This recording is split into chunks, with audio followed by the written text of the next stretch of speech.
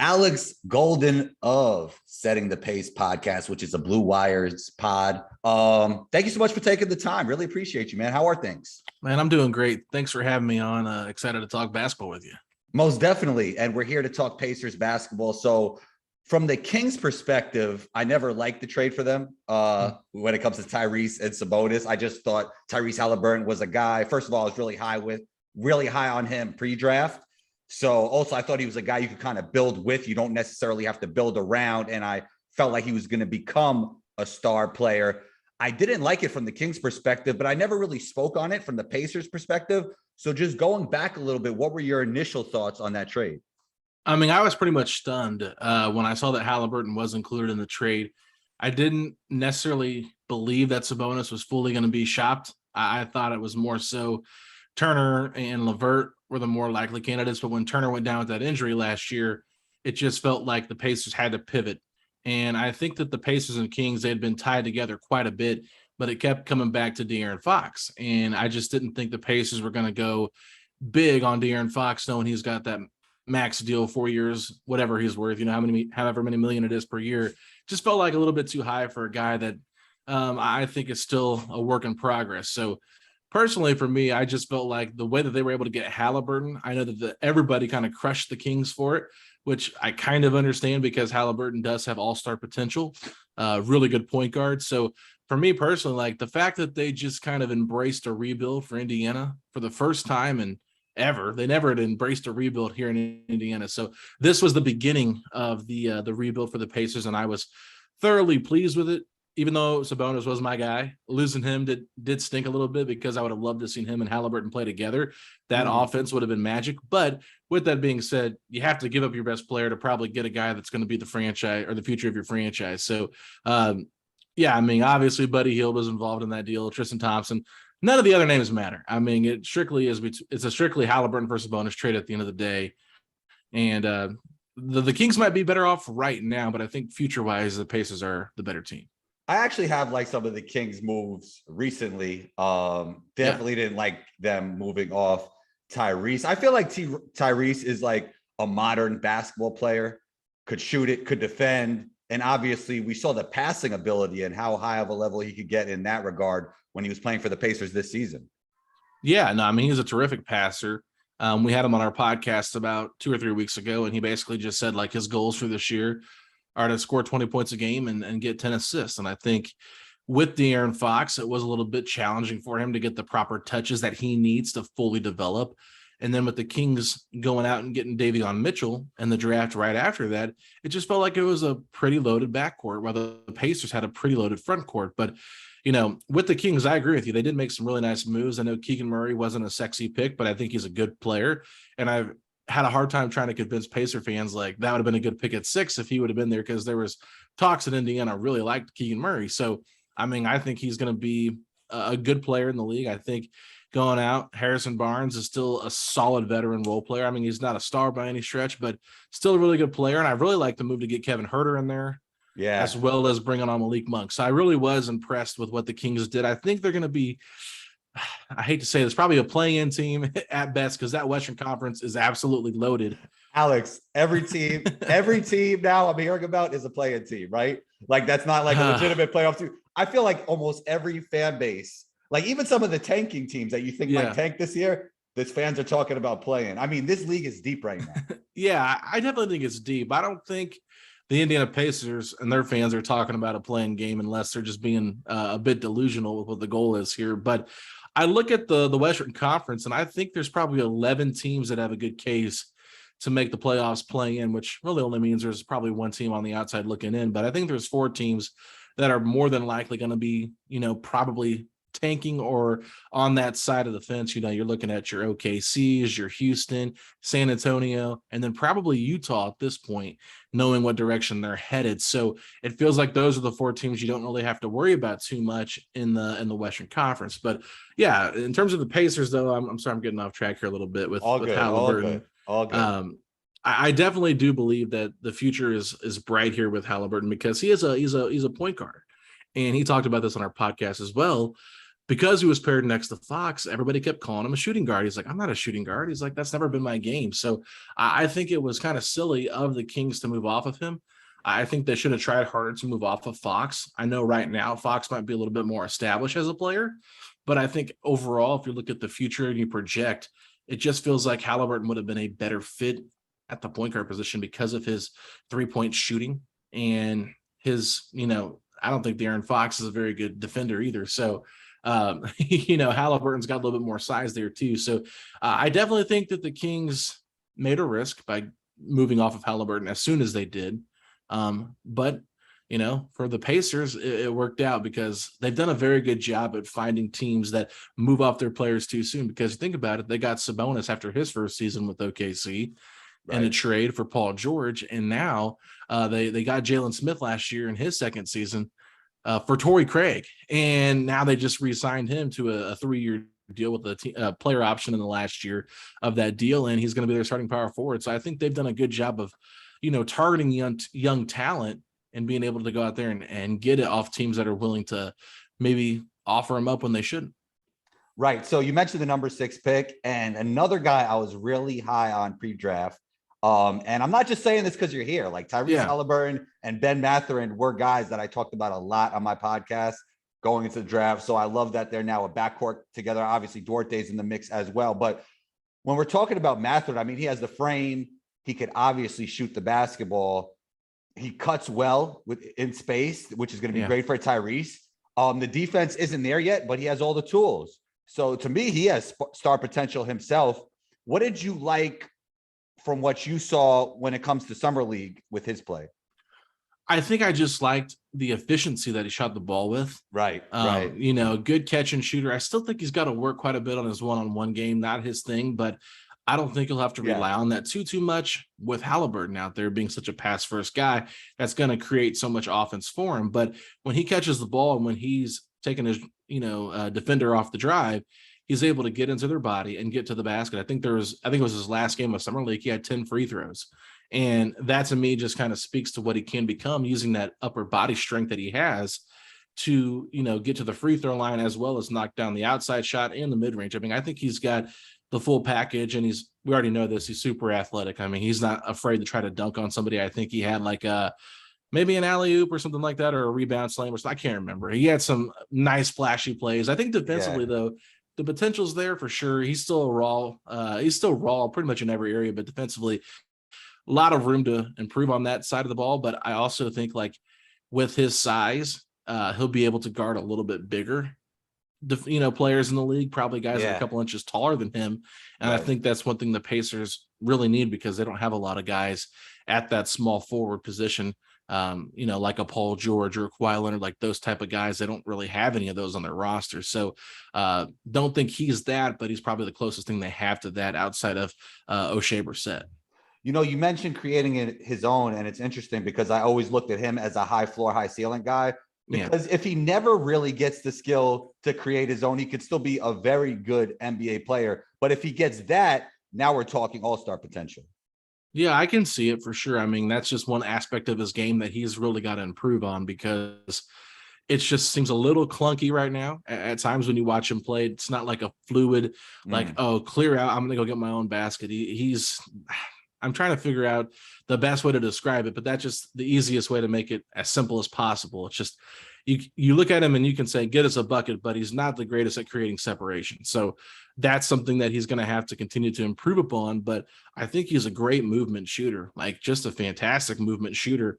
And you mentioned Chris Duarte, their pick last year. He's great at that too. So Haliburton having 2 snipers out there on the perimeter with him while he's a sniper himself from 3. I mean, I know that this season might be a little bit rough, but I think moving forward with that level of shooting, you got to be a little bit intrigued by what the Pacers can become. Yeah, I mean, 3 guys that can shoot the basketball. I feel like they're going to steal a bunch of wins because of the variance of that 3-point shot. I mean, if they're all hitting, but maybe they're not playing great in other areas, you could still sneak out wins. Yeah, they still got a long ways to go defensively, and that's where they're going to lose a lot of games this year. I mean, offensively, they might be really fun. I think they were fun last year. I mean, Buddy Hield probably had his best, season with the Pacers than he's probably had in the last couple of years. Yeah, I mean, yeah, that hasn't been a good situation with him and the Kings for a long time, right? yeah, I mean, he averaged 18.2 points with the Pacers last year on pretty good shooting. I mean, 36% from three and 55% from two. So, I mean, he shot the ball well, was a little bit more of a playmaker. I think he averaged almost 5 assists per game as well. So that was something that the Pacers allowed Buddy to do, was be more of a facilitator, be more of a playmaking guard than he was allowed to be in Sacramento, where he was more of a catch and shoot guy. So, yeah, but I think there's a chance they might be able to pull some games out against some teams you wouldn't expect. But I think over an 82 game season, like, just listening to the front office talk when Haliburton came on, he's like, yeah, it's going to be a long year. Like, we're going to have a lot to prove. So I think with all of these young guys going into it, knowing that they're probably not going to be that good, it does kind of set them up to be one of the bottom feeders of the East. But if you look at next year's draft class, like, it is just really exciting to think about adding one of those talents to the Pacers and their young core. Are you thinking about Wemby? I mean, you have to be if you're if you're tanking, right? Victor Right. Wembanyama would be huge for this team because they desperately need someone that can just, I mean, just they don't have, to me right now, that A-level all-star on their team. I mean, I think Haliburton, as good as he can become, I don't think he's like that alpha male number one player on your team that's going to lead you to a championship. I think he's like a really good complementary piece. Same with Mathurin. Like, I know you talked about Mathurin reaching something. I see Mathurin as more of like that B star with Haliburton. Like, so you're thinking like not comparing their games to his game per se, but like Drew Holiday level.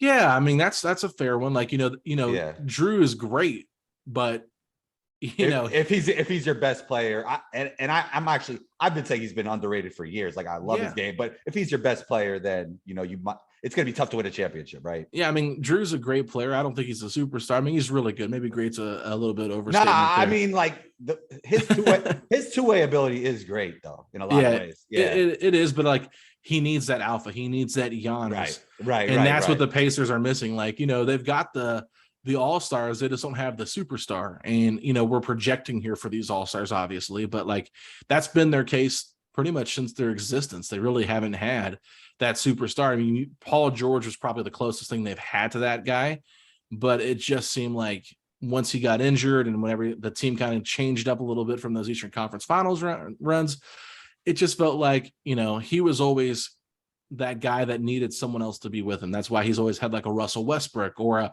Kawhi Leonard since he's left the Pacers. Like, great player, but he doesn't want to be that alpha male. So, but he could carry you though, which I think is what the Pacers need, is someone that can kind of put them on their back and say, hey, follow me to the promised land. And that's why when they were a 7 seed, they were able to compete with like a Toronto Raptors as a 2 seed and take them to 7 games because Paul's that good. So yeah, I'm definitely looking at Victor. Scoot Henderson, obviously another guy that's really exciting.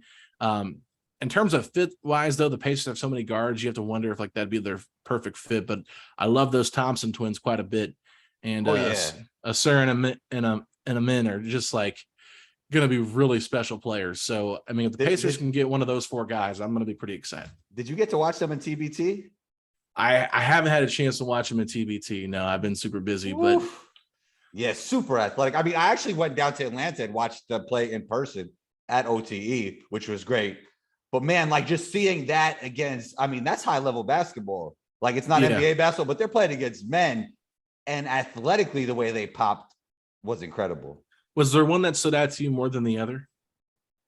Yeah, man, but I get mixed up. One got a little more handle, but I get mixed up. Asur's the offensive guru. Amin's the defensive guru. Yeah, so I think the offensive guy, he has like a little more like self-creation in his game and handle. Yes. And I get confused, but I mean, it's tough to like. It's the Thompson twins, man. But they're both incredibly athletic, man. Incredibly athletic. So to shift slightly, but not really.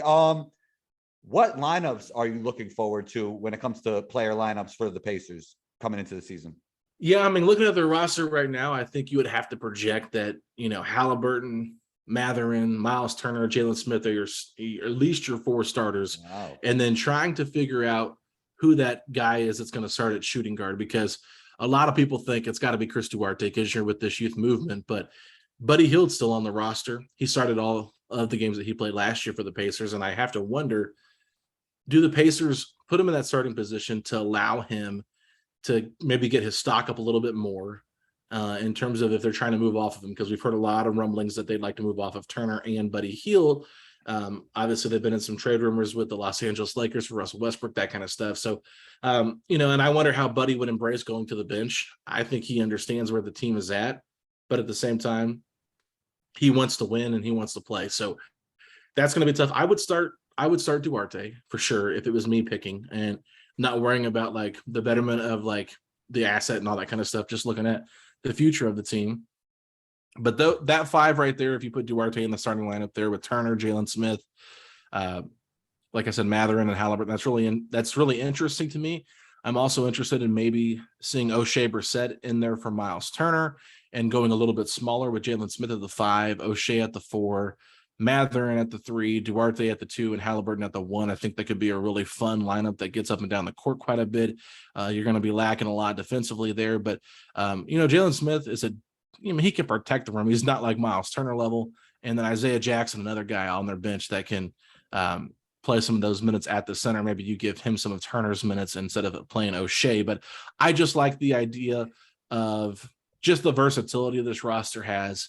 And I think a lot of the young core here, it's going to be really exciting to watch them play. Did you like the idea of maxing Aiden, even though it didn't go through? Oh, I loved it. I was 1,000% in on this deal. I think that DeAndre Ayton is a little bit underrated in terms of how he's covered. I get that there is some stuff to be desired there for sure, but I do think and believe that if given the opportunity, he could be a consistent 3-point shooter. I don't know what his like numbers percentage wise could be, but like at least like 36%, 37. I think he could do that because he's got such a soft touch from the mid range and down low. And when you look at the Pacers, like they don't have a guy that's really dominant in the pick and roll game with Haliburton, because both Jalen Smith and Miles Turner are better at pick and pop. So your best rim runner or your best, roller in a pick and roll right now on the roster is probably Isaiah Jackson because of his lob threat ability.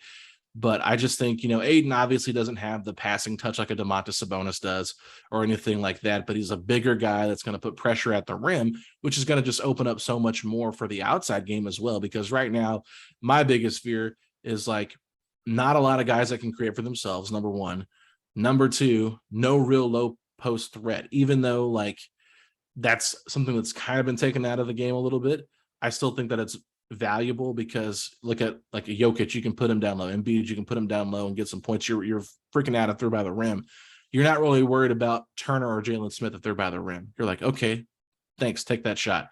Sabonis was able to put pressure on the rim or at the rim because of his ability, number one, to just kind of power through guys, but also to make good passes if he was to get double team, triple team, and that kind of thing. So I desperately think they needed that, and that's why I was a big fan of Ayton. But I also knew, like, unless it was a sign and trade or they were involved in some kind of 3-team deal, it was very unlikely to get him just because what were the Suns going to do? They can't let a number 1 overall pick walk for nothing. So I guess I was just a little bit disappointed with the contract that they did give him, though.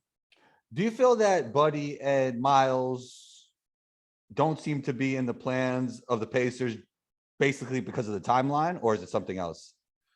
I definitely think with Buddy, it's because of the timeline and because of how many guys they have at that position already. Like you're looking at, they just traded for Aaron Nesmith, who's in his 3rd year now. Like I said, they drafted Chris Duarte last year, Benedict Mathurin this year. I think right there at that point, some of some of the guys in your youth movement that you're most excited about play the same position. So you got to find time for him. But so like the age thing, I definitely think impacts him. Now with Miles, I think the big thing here is he's in an expiring year. He's only 26 years old. So I don't think he's like too old to be a part of this rebuild, but he is going to be a free agent next summer. And you have to wonder if there's a reason why they haven't come to an extension agreement.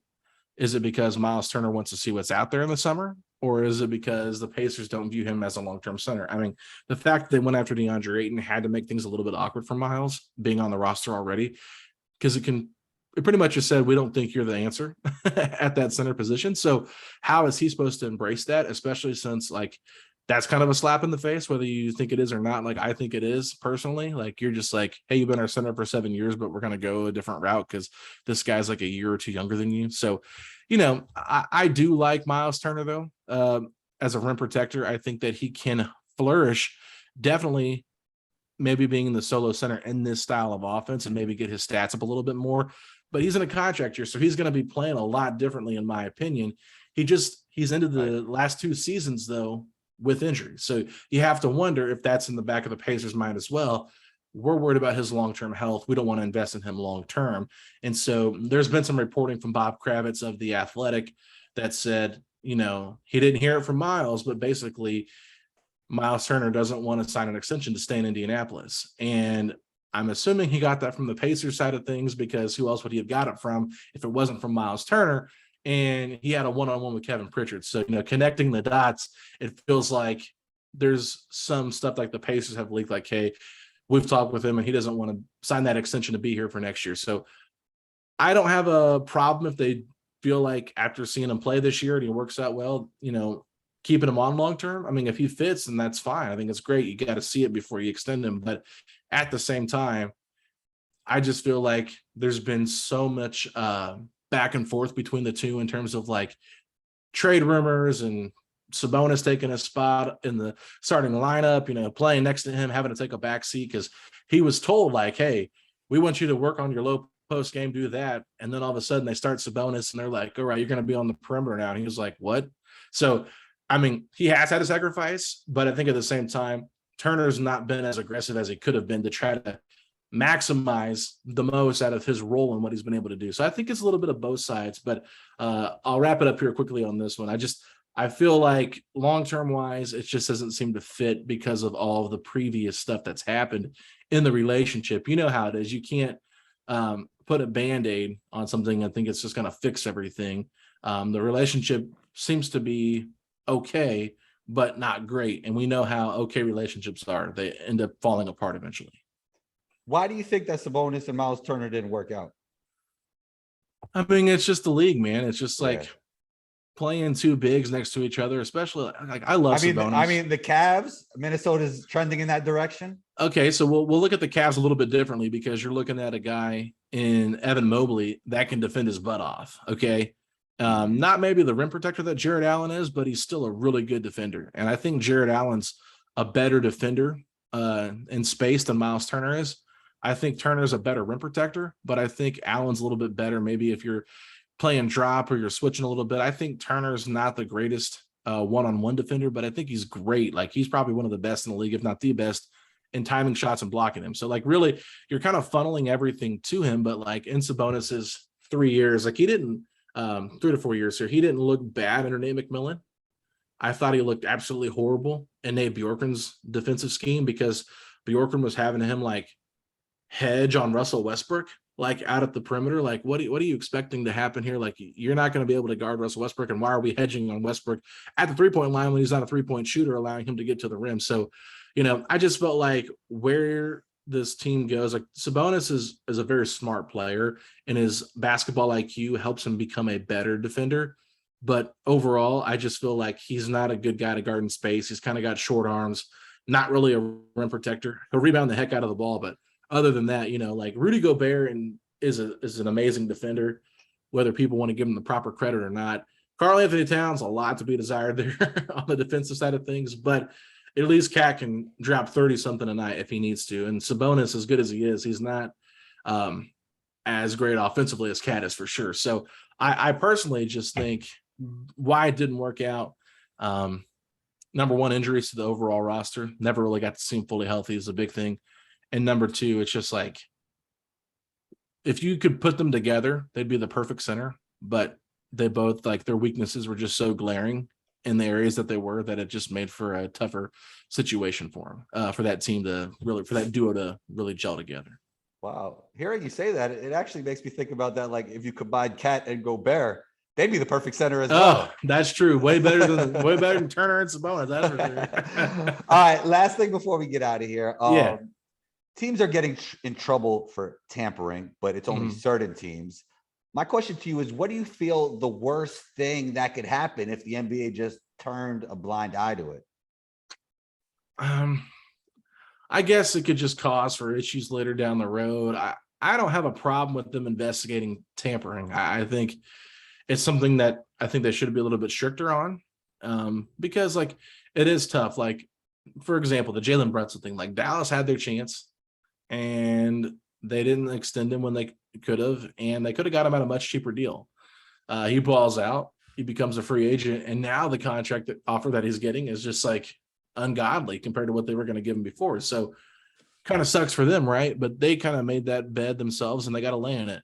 In terms of the Knicks, like if you're going to be really going after a free agent hard, maybe be a little bit more discreet about it, and don't hire the man's dad on your coaching staff and all this other stuff. Like it would have been out there for like months. Okay. So I think what really does stink is that they take away second round draft picks, because number one, it really doesn't mean anything to these teams that are doing it.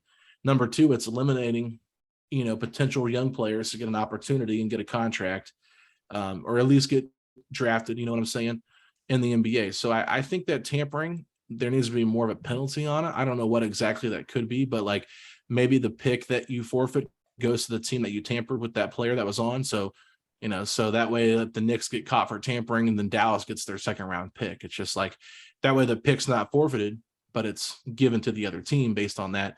And, whatever they decide to do with it, they can do with it. But it's just kind of frustrating to me to, hear about tampering, but it's just like you said, it's not consistent at all whatsoever. Like when Paul George requested a trade, like it was all about the Lakers were tampering and the Pacers filed a complaint about it and stuff like that. And so then Paul George, like they weren't going to trade him there. And then he could have went there and decided not to, say with OKC. So it's just kind of weird. Kind of felt like there was something maybe like under the table going on, right? Like maybe Paul George and the NBA like we're like, yeah, you can't go to the Lakers. We're not going to file tampering, but you just can't go. I don't know. I'm playing conspiracy theory here now, but overall, I don't really care that much about tampering. But if you're gonna hammer down on it, then hammer down on it and don't penalize young players coming into the league because of stupid rules that are set up in place anyway. Most definitely. Alex, great stuff. You're always welcome back on the show. Where can we find you on social media, and where can we find the podcast? Yeah, for sure. You can find me on Twitter and Instagram at Alex Golden NBA, mostly on Twitter. Instagram's kind of meh, not on there too much, but find the podcast wherever you get your podcast at. Just type in Setting the Pace, a Pacers podcast. We're on YouTube at that. We're on Twitter at Setting the Pace 3. We're on Instagram at Pacers Talk. So, I think you guys are going to really enjoy some of the content we got out there. We got some cool guests had on Lance Stevenson. We had on O'Shea Brissett, Isaiah Jackson, Tyrese Haliburton. We've had Kevin Pritchard on twice before. We've had former greats like Ron Artest, Jermaine O'Neal, David West on our show. So I think, we try to provide a lot of different Pacers content that's not always out there for all of our listeners. So if you're a Pacer fan and you're listening to this and you're tired of hearing me ramble, then go listen to me ramble some more somewhere else. If you're a Pacers fan, or if you're not a Pacers fan, you just want to here's some great conversations. Yeah, that is true. I mean, we do get into some good stuff there. Like obviously some of the guys that played for us didn't play for us the whole time. So we do talk about other parts of their career, but at the same time, it is Pacers podcast. So we always are Pacers centric on our conversation, but I mean, some really good stuff. And I will say this, we have an episode coming out on the weekend of like August 6th or 7th on YouTube with Derek Murray of basketballnews.com. Does a great job covering the NBA draft. And after we spend about 15 minutes talking about the Pacers draft, we jump into the upcoming 2023 class, and he just gives a great rundown of some of those players. So I think you guys will thoroughly enjoy that. Shouts to Derek, Combos Court alumni for sure. Great guy. All right, Alex, thank you so much for taking the time. You're always welcome back, and talk soon. All right, brother. Sounds good. Thank you. Yep.